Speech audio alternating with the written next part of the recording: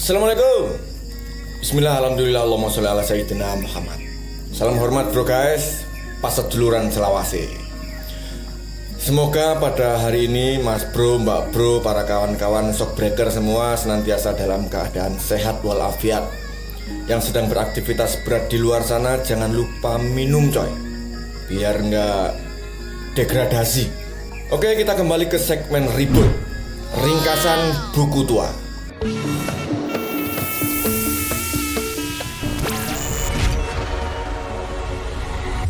Buku yang akan saya review sekarang ini adalah salah satu dari sekian judul buku almarhum Suryo Mentara.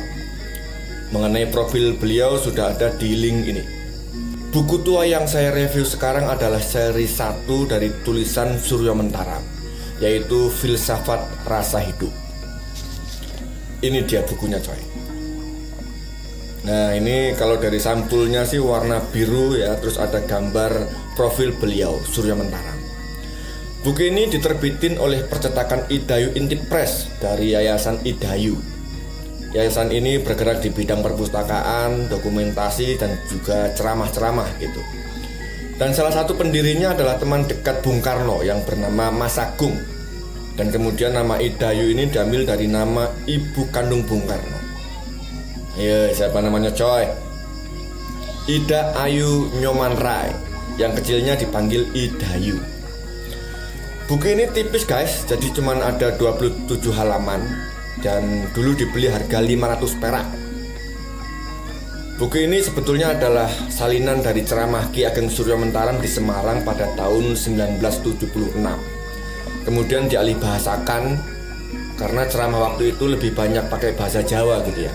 Dialih bahasakan oleh Ki Oto Swastika dan ini dicetak tahun 1981 atau kurang lebih 40 tahun yang lalu. Oke, Filsafat Rasa Hidup. Jadi Mbah Suryo Mentaram itu mau bicara apa di buku ini?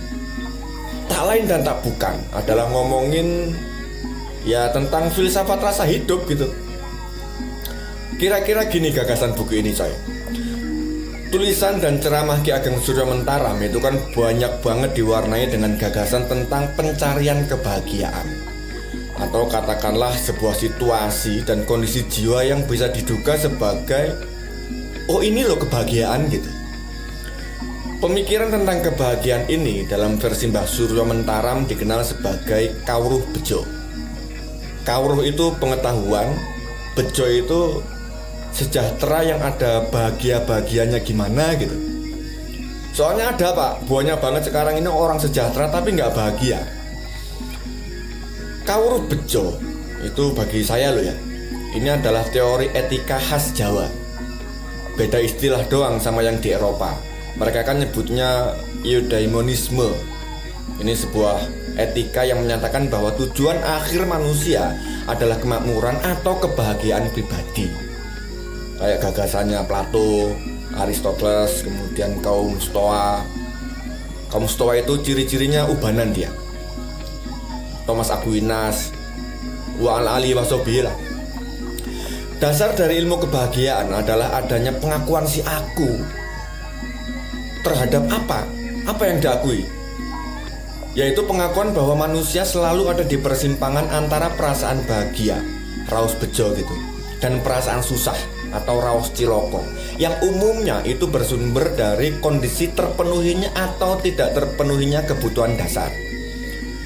Karena dimilikinya dua perasaan beda kutub inilah yang kemudian membedakan manusia dengan wedus.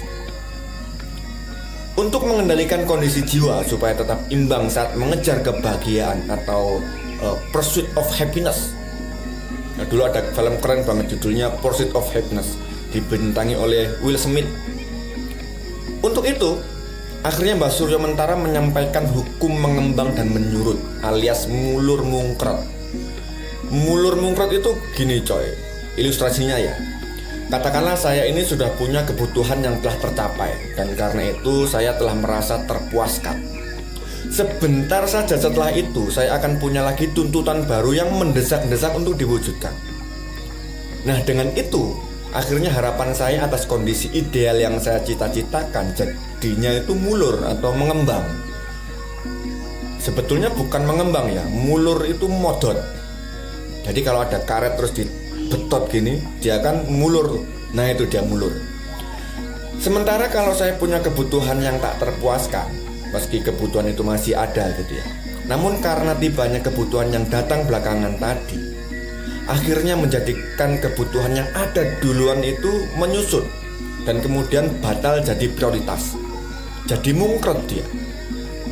Mungkret itu dari dimensi panjang terus memendek. Kalau dari lebar mengecil itu mengkeret. Maka ujaran Mbah Surya Mentaram yang populer itu adalah tidak ada satupun di atas bumi dan di kolong langit ini yang pantas untuk dikehendaki dan dicari mati-matian, atau sebaliknya ditolak secara berlebihan. Mbah Surya Mentaram bro itu pakai istilah kromodongso untuk menjelaskan sebuah komponen dalam diri kita nih yang mendorong-dorong kita untuk mencari kenyamanan diri sendiri, yang kadang-kadang dengan tanpa mempertimbangkan rasa kepedulian pada orang lain, yang akhirnya bikin kita bertindak sewenang-wenang. Kata orang Bekasi itu ini angas-angasan.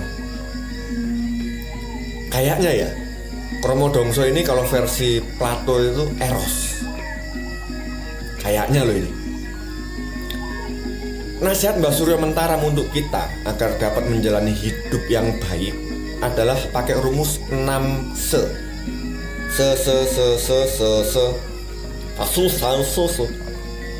Sebutuhnya, seperlunya, secukupnya, sebenarnya, semestinya, dan sepantasnya. Kalau istilah dari Mbah Surya Mentaram itu sak butuhe, sak perlune, sak cukupe, sak benere, sak mestine, dan sak kepenake. Se-nya ada di depan coy. Karena dinamika manusia modern sekarang itu memang udah pakai rumus 6 se ini, tapi posisinya di belakang. Bukan sebutuhnya tapi butuhnya se. Bukan seperlunya tapi perlunya semiliar gitu. Bukan secukupnya tapi cukupnya sekampung, kalau bisa itu hormat semua sama saya gitu. Jadi perasaan bahagia itu muncul dari rasa tentram yang merupakan efek dari seseorang setelah berhasil menghadapi eksistensinya sendiri, menurut Mbah Surya Mentaram. Jadi mestinya ya hidup itu lebih fokus untuk menemukan kesadaran diri daripada fokus menemukan kebahagiaan. Karena bahagia itu bukan sebab coy, dia itu akibat. Kalau kita sudah menemukan diri, maka kebahagiaan akan datang. Jadi kalau dilihat dari sudut pandang filsafat rasa hidup Mbah Surya Mentaram, slogan jangan lupa bahagia itu adalah bid'ah itu. Bid'ah dolalah itu. Sebab kalau kita dituntut terus-terusan mengingat kebahagiaan, kesadaran atas diri, atas eksistensi si aku, ini akan gak punya ruang lagi dalam hati kita. Oke, mengenai buku ya bukunya gini doang. Tapi mengenai filsafat rasa hidup, saya rasa kayak tadi tuh yang saya sampaikan, menurut saya.